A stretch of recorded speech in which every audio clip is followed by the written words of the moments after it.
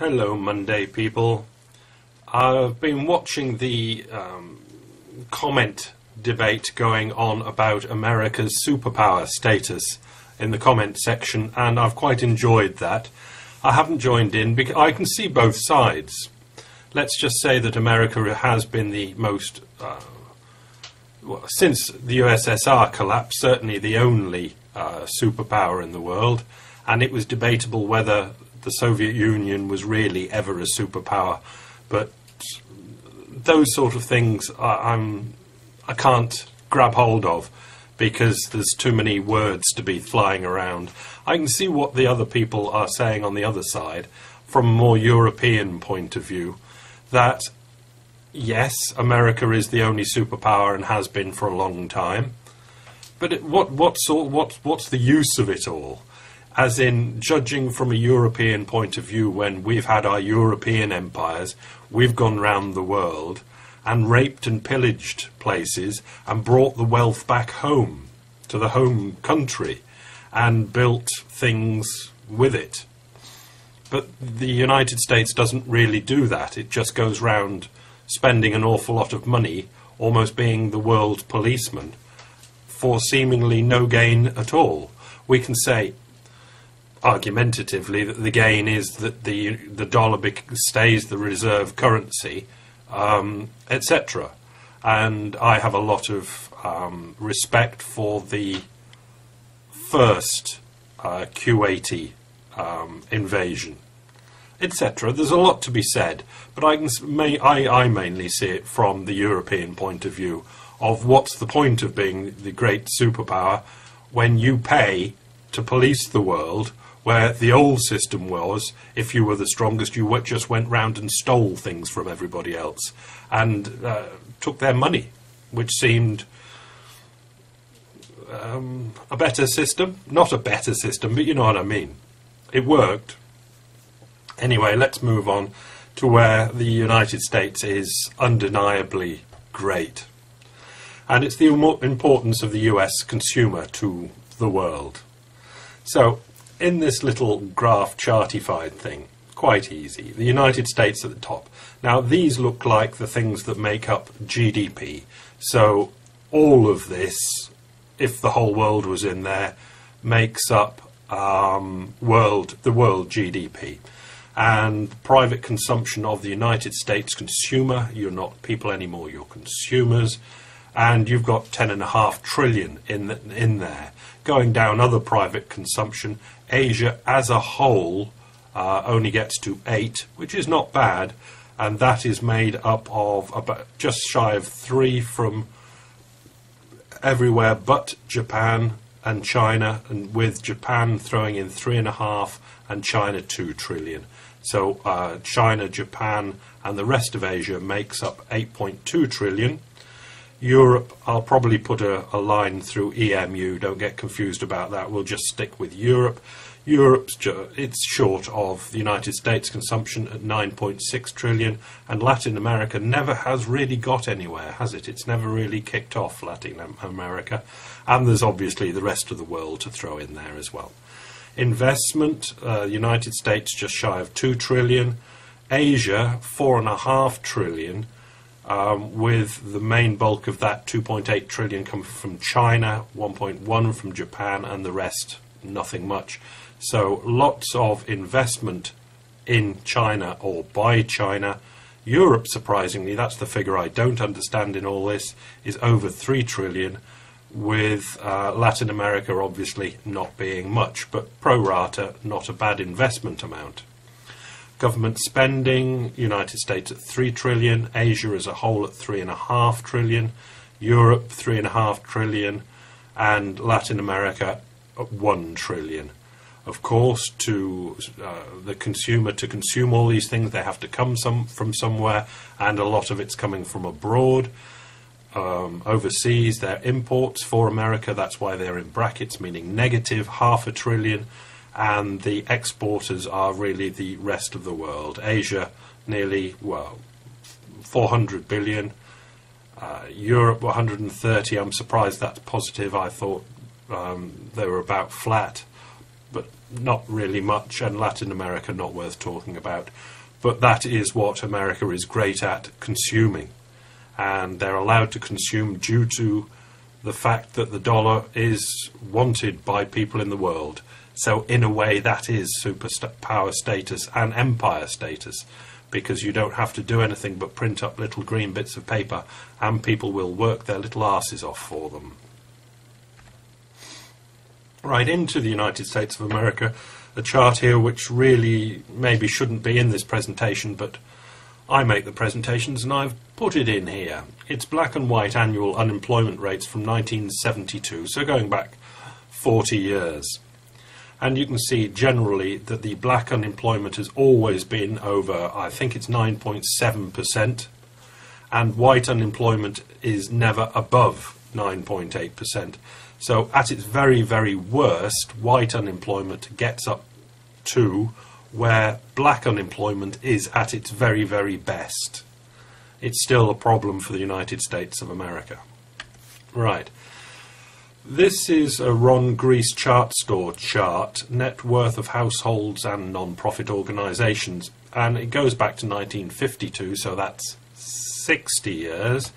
And you can see it's on that normal 45-degree bottom left, top right trajectory with very few bumps in the road. 2001, when the dot-com bubble burst, that part of household net worth, the shares in blipblop.com, kind of went away, and that flattened out for a while. But then the housing values came in, and now it's fallen over, and it's really not, it's not flying off again. But the main point, there are a couple of points. I'll go to Ron Grease's point here, that apparently that's gone down and it's not increasing at all over the last 12 months. And there's no real time that it doesn't increase over a 12-month period where the United States is not in a recession. He's saying that this is a bad looking into the future chart and saying good figures coming through at the moment, but don't expect it to last. But my takeaway from this is some people say that the dollar has lost so much value since 1971 or 1913 and all that. And that's one way of looking at it. But the household net worth has gone from a number which was about nothing to trillions. And America is very wealthy because of all these trillions of wealth that is here in the net worth of households and non-profit organisations. Two different ways of looking at a similar thing. Inflation has made the numbers get big, but there is a lot more wealth there. And it's hard to balance what's what in that one. But I'd like to say that this is starting to become meaningless information because it's household net worth, which includes the households of the top 1%, 5% or whatever you want. Really, it's not an accurate picture of the United States because most of the United States aren't in the top 10, 20% even, obviously. And the top people really pull this number up very, very high. If it came down to average or mean, I'm never really sure which one you should have, and take out the top, it's nowhere near this. That's what I'm trying to say. Yeah, that's what I'm trying to say. America should now not go on figures like this that include the top 1% because they skew all the figures off completely. Right, where else are we going? We're going to, this looks like the tick data. Major foreign holders of Treasury securities. Now this is sort of a macro picture that will be dealt on a Treasury world political intrigue level that it's well outside my understanding because these figures really do not make sense, but there is probably somebody that understands them. Let's go to January 2012, the latest figures in from the tick data. Far left, and go China mainland. They've got over $1 trillion of these major foreign holdings of treasury securities, and Japan have got over $1 trillion. And then we go to oil exporters, and they're down to $250 billion. So the big hitters are China and Japan. I'll just go down the 3, 4, and 5. Oil exporters are oil exporters. United Kingdom will be mainly oil exporters and China. Caribbean banking sectors will be oil exporters and probably wealthy individuals tax havening and buying that way. Then we get Brazil, Taiwan, Switzerland, Luxembourg, Russia, Hong Kong, Belgium, and France. And when we get down to France, there's a big jump down to only 40 billion and not really worth talking about. And there are more below that, below Israel at 21 billion. So let's go to mainland China, and there will be big brain people dealing with this. But a year ago, January 2011, they had 1.15 trillion. By the summertime of 2011, they were up to 1.3 trillion. But now, a year later after the January one, in January they're down to 1.159 trillion again. So it's kind of, they went up 200 billion and then down 200 billion, roughly. Whereas Japan below them, in the summer, they were at 885, and now they're at 1,079.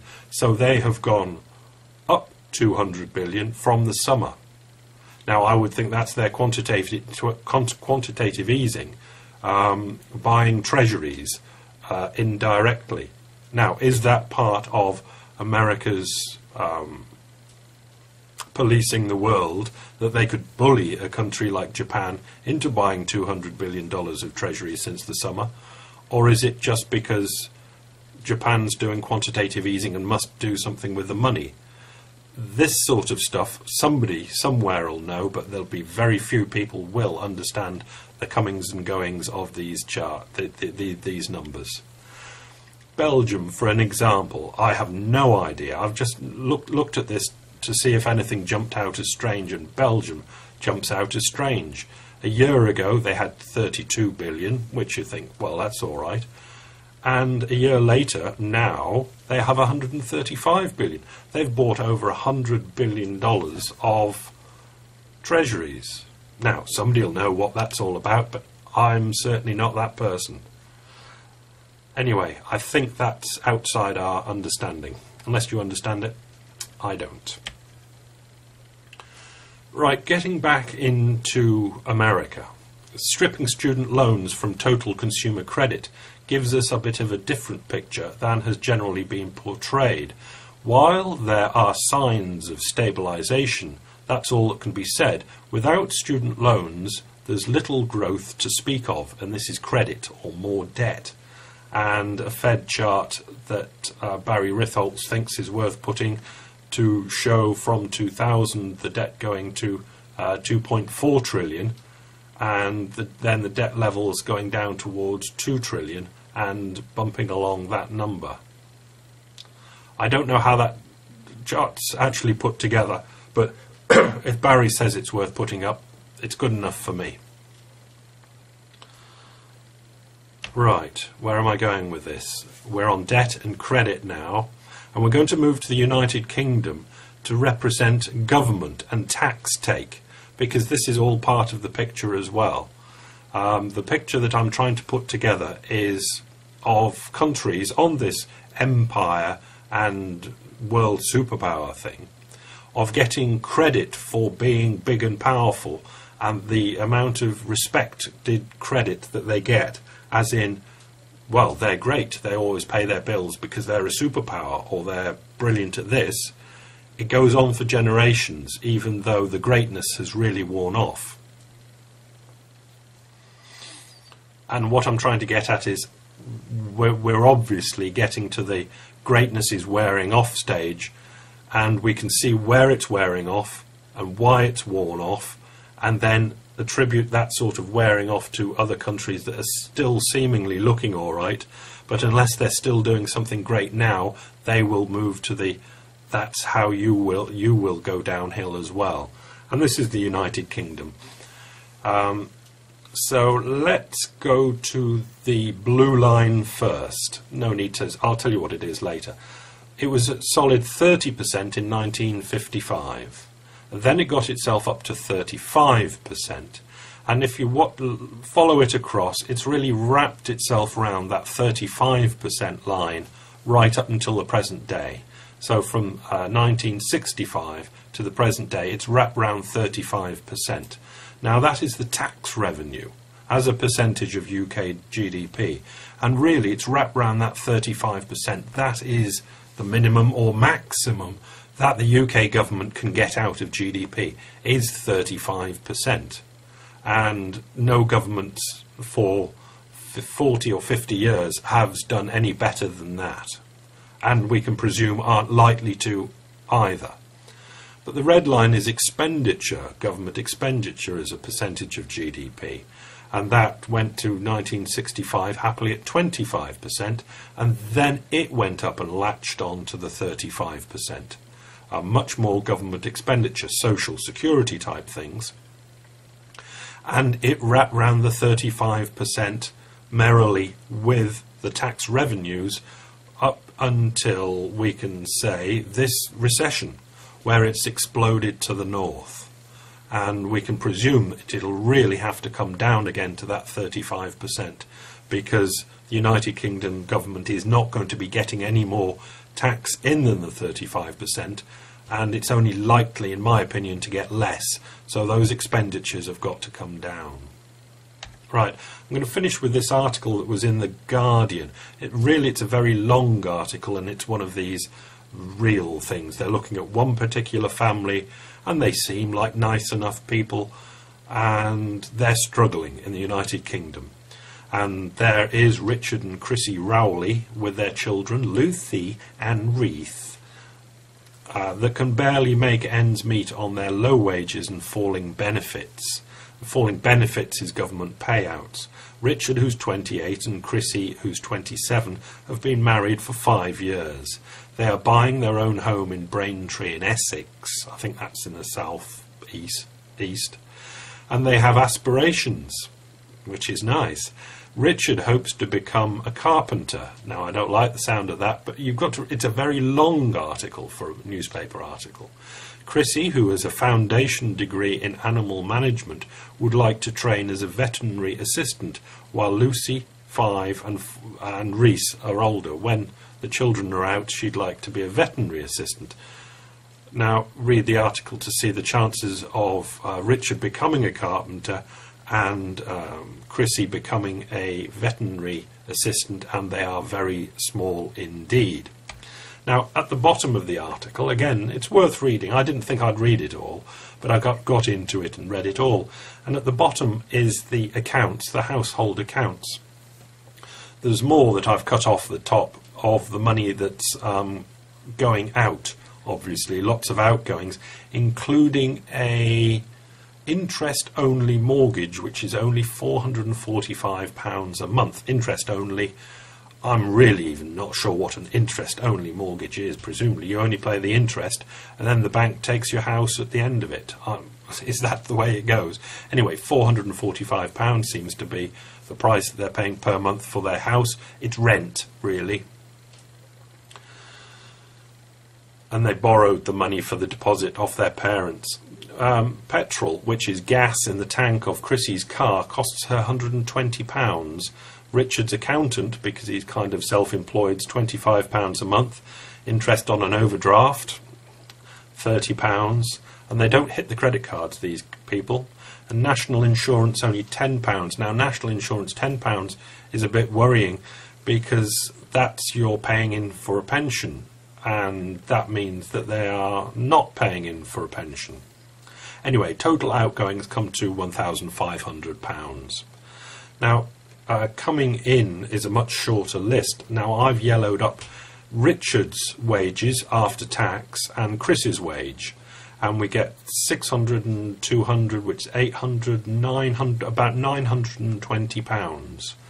But we look at the total at the bottom, and it's £1,800. So it's actually doubled. Their actual wages at 900, and they're actually getting in 1,800. So 900 comes from child benefit, working tax credit, child tax credit, and Richard's tax rebate. So 900 comes from wages and 900 comes from the government to make up more than they need, but very only just. But this is what we've got at the end of a great country. The actual employers are now, and there's similar things happening in the United States, employers are not paying enough, let's just leave it as enough, for the employees to actually pay their own way in the world. That employee salary must be topped up by government extras, and in this case making up 50%, and that's the sort of way it's going, and that is a hydraulic piston as well that's pushed up, that the employers will not be paying anymore. Why bother? Because they know the government will take over and pay the extra, so the country doesn't fall into total destitution. But it's a tragedy of the commons situation, because as long as all employers do it, the country will fall into destitution. Anyway, that's quite enough for a Monday. Have a good week. I'll probably see you tomorrow. Bye.